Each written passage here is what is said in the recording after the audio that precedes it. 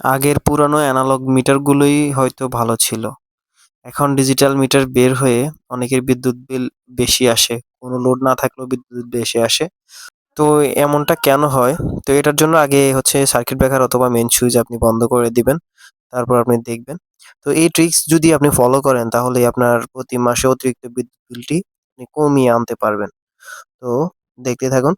তো এখানে যে মিটারে আমার হচ্ছে এখানে আপনার একটা বাটন আছে। এই বাটনগুলো চেপে আপনি বিভিন্ন অপশনগুলো দেখতে পারবেন।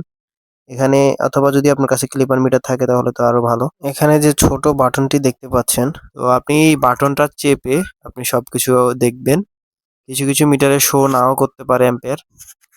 তো আপনি একটা এই যে এখানে দেখেন লাইন অ্যাম্পিয়ার 0, এই লোড অ্যাম্পিয়ার হচ্ছে 0.3 দেখাচ্ছে।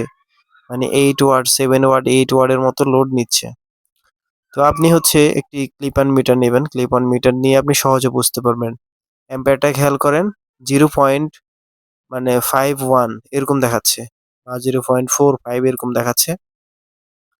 তো এটা হচ্ছে আমার নো লোড অবস্থায়, আমি কিছুই করি নাই এখনো।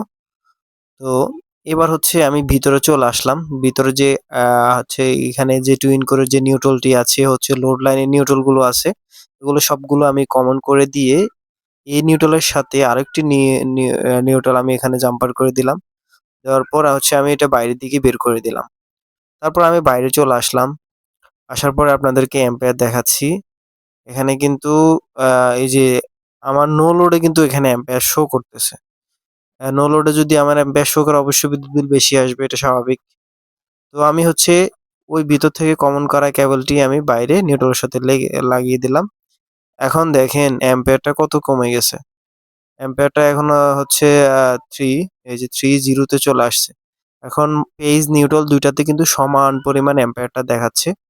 এখন হচ্ছে আপনার ওই যে 8 ওয়াট বিদ্যুৎ বিল বেশি যে আসার কথা, ওটা কিন্তু আসবে না।